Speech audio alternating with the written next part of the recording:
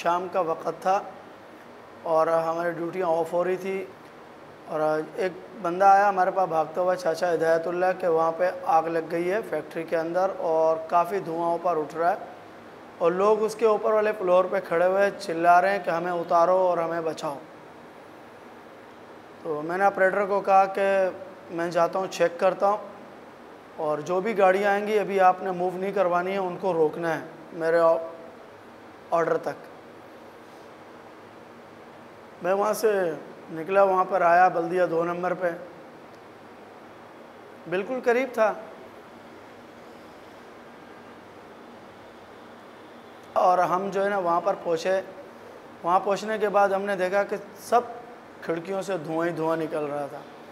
अभी तक आग लगी नहीं थी, अगर लगी भी थी तो अंदर लगी होगी सेंटर में, बीच में, लेकिन जिस तरफ ये खिड़कियाँ थी या जिस तरफ लोग खड़े थे यहाँ पे धुआं था, आग नहीं थी। तो जो लोग ऊपर से छलांगे मार रहे थे, तो मेरे साथ मेरा हमनाम फ़ारूक, हमने वो जो लोग ऊपर थे मैं उनको कह रहा था कि नाले में छलांग मारो, क्योंकि नाले में पानी था। तो मुझे ज़ाती खुद ऐसा फील हुआ कि पानी के अंदर छलांग मारने से कुछ बचत हो जाएगी। इसी दौर बस बोलने की देर थी, लड़कों ने, लेडीज़ ने नालों में छलांग मारना शुरू कर दी। तो अब हम उनको अब एम्बुलेंस मेरे पास एक ही थी, तो उसमें मैंने 3-4 बंदे डाले और उसी गाड़ी से मैंने वायरलेस किया कंट्रोल को कि कंट्रोल यहाँ बहुत बड़ी इमरजेंसी हो गई है और मेरे करीब जितनी भी एम्बुलेंसेस घूम रही हैं उनको बल्दिया 2 नंबर पर रवाना करें, मेन रोड के ऊपर। और उसके तकरीबन ज़्यादा से ज़्यादा 1.5 से 2 मिनट बाद गाड़ी आना शुरू हो गई।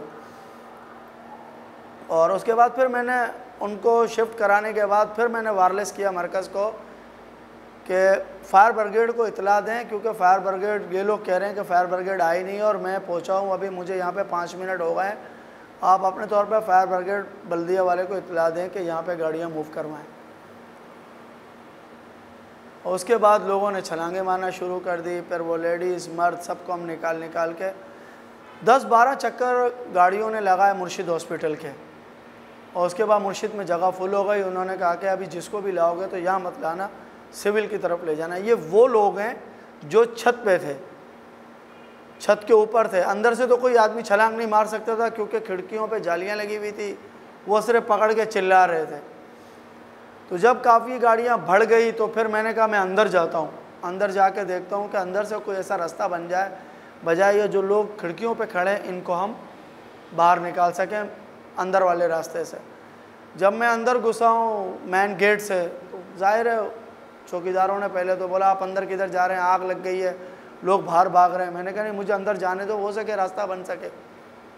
तो जैसे ही घुसो तो साथ ही उनके वो थे, रूम बने हुए थे बड़े बड़े जो बने होते हैं डिपार्ट, तो बाकायदा डिपार्टों को लॉक किया हुआ था। और इस तरह मैं घूमता हुआ गया। एंड तक जब मैं गया तो एंड पे आग थी कोने में, क्योंकि उस तरफ जाना मुश्किल हो रहा था और आग वहाँ से दरवाजे के ऊपर और नीचे से बाहर निकल रही थी। उस गैलरी में मैं नहीं जा सका। तो इतने में मैंने कहा अब अंदर से तो कुछ नहीं हो सकता, जो भी होगा बाहर से ही होगा, हमें बाहर से ही खिड़कियाँ तोड़नी होंगी। अब जाहिर है खिड़कियाँ इतनी ऊपर थी, हम तोड़ते कैसे। इतने में जब मैं वापस बाहर आया हूँ तो फायर ब्रिगेड की गाड़ियाँ उस वक़्त तक 3 गाड़ियाँ बल्दिया वाली पहुँच चुकी थी। तो वो जैसी गाड़ियाँ पहुँची, तकरीबन मेरे हिसाब से 9 से 10 मिनट लगे होंगे इस गाड़ियों को पहुँचने में। बस पब्लिक ने फायर फाइटर वालों को मारना शुरू कर दिया, यानी कि बजाय उसके साथ लाइन खुलवाते, उनके साथ हेल्प करते या जल्दी आग पर काम किया जाए, या अमूमन ऐसा होता है हमारे फायर फाइटर को हिट किया जाता है कि आप लेट हो गए। ये मामलात में उन बेचारों को मारा, उनकी गाड़ी डैमेज की गई, फिर उनको सब कुछ छुड़ाया, भाई बाद में लड़ लेना, अभी पहले लाइन लगाने दो। तो उनके बाद लाइन वैन लगा के फिर मैंने उनको कहा तुम्हारी सीढ़ी है, सीढ़ी खड़ी करो। वो हमने सीढ़ी खड़ी की। अब मैं उन्होंने कहा चढ़ता हूँ ऊपर, तोड़ते हैं ऊपर जंगले को। मैं तो चढ़ा ही चढ़ा, कुछ हो ज़्यादा ही लोग चढ़ गए। वो जो सीढ़ी थी वो टेढ़ी हो गई, वो भीड़ की थी, ऊपर खिड़की तक नहीं जा सके। सिर्फ मैं लोगों को देख सकता था कि उनकी बेबसी क्या है और वो किस तरह चिल्ला रहे हैं। तो फिर मैंने उन फायर फाइटर वालों को बोला आप सेट करें, आपने हेड क्वार्टर को इतला दें कि ये मामला है और हमें वो दूसरी बड़ी वाली गाड़ी चाहिए, किसी तरीके से हम ऊपर से जा सकें। तो उसके बाद बस ज़्यादा से ज़्यादा ये कह लें कि आधा घंटा या 40 मिनट में वो पूरे डिपार्ट में आग फैल गई। अब वो जो लोग खिड़की पे खड़े हुए चिल्ला रहे थे, मैं देख रहा था अपनी आंखों से कि वो पीछे से जल रहे थे। ज़ाहिर है कि इंसान है, जान है, किसी चीज़ की भी निकलती है तो वो तड़पता भी है। तो वो चिल्ला के बस ये कह रहे थे हमें निकालो, हमें बचाओ। क्या कर सकते थे। फिर वो ऊपर की खिड़कियाँ तोड़ी गई सारे, फिर मामला तो जाली बहुत मजबूत लगाई हुई थी। जैसे अमूमन हमारे यहाँ कराची में कंपनियां हैं, वो उसको इस तरह सील कर देते हैं कि जैसे कि बस अंदर कोई सोना पड़ा हुआ है, कोई उसको लेके भागे नहीं। तो अल्लाह के बंदे सेफ्टी का रास्ता तो पहले बनाओ। अभी इस वक्त भी 99% कंपनियां जो भी हमारी कराची के अंदर हैं, उनका बैकअप का कोई रास्ता नहीं है। ना तो सेफ्टी का कोई इमरजेंसी गेट है, ना तो पानी के इंतज़ामात हैं। अगर अल्लाह ना करे मेन गेट की तरफ से आग लग जाए तो सिवाय लोगों को जल के मरने के और कोई रास्ता नहीं है निकलने का। तो जब वो खिड़कियाँ तोड़ी गई, फिर हम जब फायर फाइटर के 4-5 लोग मेरे साथ थे, वो हम अंदर जब झांके तो वो ज़रा दिल दिला देने वाला मंजर था, क्योंकि सामने लाशें पड़ी हुई थी, उनके ऊपर कपड़े गिर गए क्योंकि थप्पियाँ लगी हुई थी। क्योंकि मेरा ख्याल है गारमेंट्स के वो जो बड़े बड़े जैकेटें होती हैं लेज़र की, वो जैकेटों की बड़ी बड़ी थप्पियाँ थी, उनमें फिर आग लगी। तो ज़ाहिर बंदों ने जलना ही था बेचारों ने। फिर वो जो लोग थे फायर ब्रिगेड वाले, उन्होंने भी खिड़कियाँ तोड़वाई। अब मसला ये है कि अंदर जाने की प्रॉब्लम ये थी कि आग इतनी ज़्यादा थी कि मैं ज़ाती तौर पर ये चाहता था, एहतशाम भाई जो फायर ब्रिगेड के उस वक्त चीफ थे, तो मैंने कहा आप कोई ऐसा इंतज़ाम करें कि हम जो लोग आधे जल गए या कुछ बच गए, हो सके कोई बंदा हमारे अंदर घुसने से बच जाए। क्योंकि एकदम जब वो अंदर के थप्पियाँ गिरी हैं, हो सके कुछ लोग दबे हों, उन तक अभी आग पहुँची ही ना हो। तो फिर वो उन्होंने 4-5 आदमी जो मेरे साथ उन्होंने दिए थे। तकलीफ़ सबको हुई, हीट सबको लगी। मेरी खुद शर्ट जली, उसमें मेरा लाइसेंस था, सब कुछ था, सब जला। मेरी दाढ़ी के बाल जल गए सारे। लेकिन हमने ये नहीं कहा कि नहीं हमें अंदर नहीं जाना है। फिर तरतीब हमने यही बनाई कि 2 पानी के जो है ना प्रेशर एक बंदे पे मारे जाएं और इस तरह हम एक बंदे को अंदर डालें और हम अंदर जाके देखें कि आसपास कोई बंदा ऐसा हो जो बंडल के नीचे दब गया हो, उसे हम बाहर निकाल सकें। मेरे लिए जो सबसे ज़्यादा तकलीफ़ दे मरला था वो नीचे ग्राउंड फ्लोर था, क्योंकि जब पूरी बिल्डिंग में आग लगी तो फायर फाइटर की लातादाद गाड़ियों ने पानी मारा और पानी तो इतना हो गया कि नीचे वाला फ्लोर पूरा तकरीबन ये कह लो कि 8 फुट तक डूब चुका था नीचे। क्योंकि फ्लोर थे, जिस तरफ पानी का डलाव कोने की तरफ था, जनरेटर रूम की तरफ, वो जो डिपार्ट थे वो सारे डूब गए थे। और जो पीछे की तरफ था जिसमें लेडीज़ डिपार्ट था, उसको हमें नहीं पता था वो लेडीज़ डिपार्ट है, लेकिन एहतशाम साहब ने कहा कि कहाँ कहाँ से तोड़े इसको। मैंने कहा आप ऐसा कर लें कि हर 10 फुट के बाद इसको सुराख करते हैं। हर 10 फुट के बाद सुराख करेंगे, एक तो हमें डिपार्ट का भी अंदाज़ा हो जाएगा और हमें उस 10 फुट के बाद खोदने के बाद इतना सुराख हम करें कि हम अंदर उसमें एक बंदा उतार के ये चेक कर सकें कि इसमें कोई है तो नहीं। इस तरह हमने उसमें सुराख मारे। जब वो सबसे आखिरी वो था डिपार्ट था, उसको जब हम तोड़ के मैं और एहतशाम भाई नीचे गए, वो उसने मुझे ज़्यादा शॉट दिया क्योंकि तकरीबन 35-40 के करीब मशीनें थी और उनमें ख़वातीन जो है ना वो हीट से मरी। उनको आग नहीं लगी क्योंकि साइड चारों तरफ से हीट आई ना कमरे को, तो वो लोग हीट से बेचारे उनकी मैयतें मौत हुई। तो वो इसी तरह मशीन के ऊपर पड़े हुए थे, जैसे कि इंसान मर जाता है, किसी का सर मशीन के ऊपर था, कोई मशीन के ऊपर इस तरह कैसे पड़े हुए थे। और सबको बाकायदा 1-2 का तो फ़ोन भी बजा। तो मुझे एहतशाम भाई ने कहा कि फारूक भाई किसी का फ़ोन गलती से भी यस नहीं करना, ये एक नया हंगामा खड़ा हो जाएगा कि हमारा आदमी ज़िंदा है, उसने हमसे बात की है। ये अमूमन होता है जहाँ पर भी आग के मामले में ऐसा मामला हुआ है और उसका फ़ोन किसी के हाथ लग गया और वो उठा लेते हैं तो वो लोग यही कहते हैं कि उसने यस किया, हमारा बंदा ज़िंदा है। तो मुझे उन्होंने फ़ोन उठाने नहीं दिया और बाकायदा मैंने पर्स खोले तकरीबन 4 से 5 ख़वातीन के मैंने पर्स खोले और उनमें बाकायदा सैलरी मिली हुई थी, कंपनी का कार्ड था, उनका अपनी NIC था, सब कुछ उसमें मौजूद था। उस कार्डों के अंदर, बैग के अंदर। और फिर मुझे एहतशाम भाई ने कहा कि अब इनको बाहर निकालना है। मैंने कहा निकालते हैं अब। तो बोला कैसे निकालेंगे? मैंने कहा बस यही है कि मैं एक एक बॉडी, आप मेरी मदद करें, मैं उठाता हूँ, इनको पकड़ाऊँगा और हर बॉडी के साथ इसका सामान भी हम ऊपर पकड़ाएंगे इनको।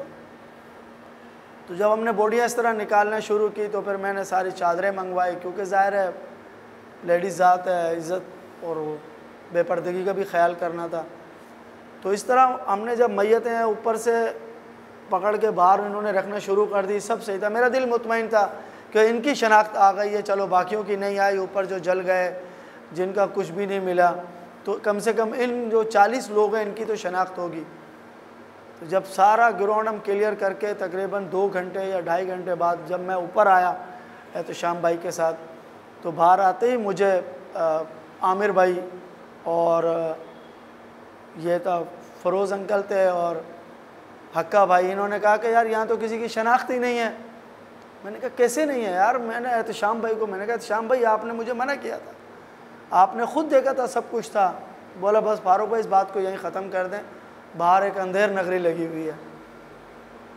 तो ये चीज़ मैं कभी नहीं भूलूँगा और ये बहुत ही तकलीफ़ दह बात है। यकीन करें मैं अल्फाज बयान नहीं कर सकता हूँ, इतना तकलीफ़ दे मरला था वो मेरे लिए। जैसे कि एक बंदे की शनाख्त किसी ने छीन ली हो।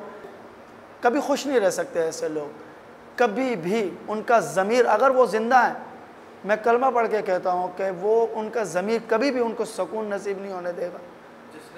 जिन लोगों ने इन मासूम मैयतों का और उनकी शनाख्त और उन छुपाई हर चीज़, पैसा छुपाया, और उनके क्या रकम क्या थी, ज़्यादा से ज़्यादा 40,000। मैंने एक की रकम गिनी 37,000 कुछ रुपए थी। क्या है 37,000? क्या उससे वो उसने महल खड़ा कर लिया? मैं बता रहा हूँ 40 बॉडियाँ थी उस डिपार्टमेंट लेडीज़ की, आल टू आल को से मैंने 5 बैग खोले, उससे मुझे अंदाज़ा हो गया कि इस डिपार्ट को पूरे को आज सैलरी मिली है। तो एहतशाम भाई ने मुझे कहा कि फारूक भाई इसको बंद कर दें और हर मैयत के साथ ये बैग पकड़ाना है, बिला इनकी शनाख्त के लिए ईजी हो, उनके बाहर फैमिली मेम्बर आए हुए लोगों के, बिला वो आसानी से यहीं से अपनी मैयत घर ले जाएँ। अब मुझे बताओ जिसकी माँ खड़ी हुई है, जिसका बाप खड़ा हुआ है, भाई खड़ा हुआ है, शौहर खड़ा हुआ है, वो मैयत लेने के लिए खड़ा है ना, और उसको हम कहें कि मैयत नहीं है आपकी है, उस पर क्या वो किस तकलीफ से गुजरा होगा। तो ऐसे उन लोगों को क्या कहूँ, बस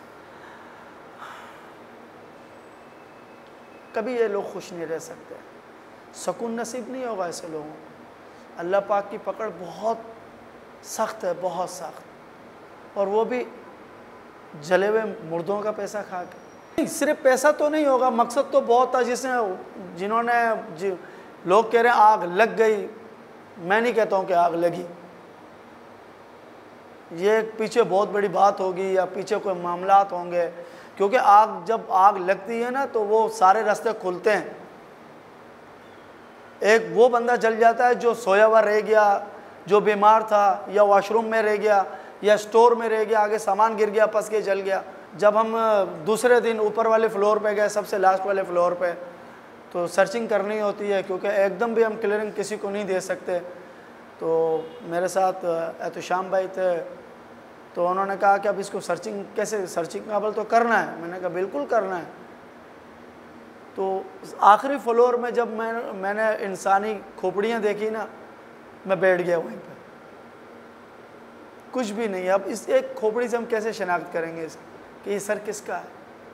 बिल्कुल जिसे जल गया, कुछ भी नहीं मिला, बस वो ऐसी ये खोपड़ी होती है ना, जल के वो भी इतनी सी हो गई, वो पड़ी हुई थी। एक पड़ी थी, किसी का हाथ, किसी के टांग की हड्डी मिली, किसी की ये वाली हड्डी मिली। ये तो उनका पैसा भी खाया, और दूसरी बात उनको अननोन में भी डाला। अब मुझे पता है, मैं नहीं कहता हूँ कि अभी भी कई लोग ऐसे होंगे जो लोगों के बच्चे जल गए, जिनको कुछ भी नहीं मिला। चलो एक को तो मैयत मिल गई, DNA टेस्ट हुए, हर चीज़ हुआ। अब जिसको मिला ही नहीं, उसकी क्या कैफियत है? मैं कहता हूँ वो माँ आज भी उन लोगों को कोसती होगी।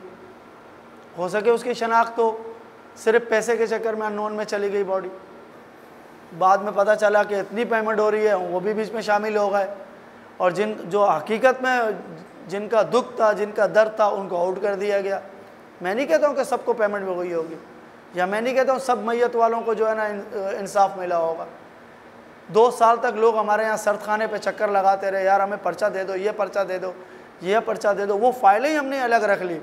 कोई हमारे पास आया, उनको बिल्कुल भी तकलीफ़ ना हो, हम उससे डेट पूछें और हम उससे पेपर निकाल के दे दें। देखिए 17 बॉडियाँ एंड में बच गई थी। एंड में 17 बॉडियों पे जो है ना अब एकदम 60-70 लोग खड़े हो जाएं, जाहिर है मुआवजा के ऐलान के बाद तो फिर हर बंदे ने दावेदार खड़ा होना था ना। ये तो हमारा यहाँ का एक सिस्टम ही ऐसा है, किसी को उम्मीद हो जाए कि यहाँ से पैसे मिलने हैं, बस वो भी सब में शामिल हो जाता है। मैं कहता हूँ ज़मीर को बिल्कुल ही जो है ना किसी चीज़ में पैक करके दफना दिया है।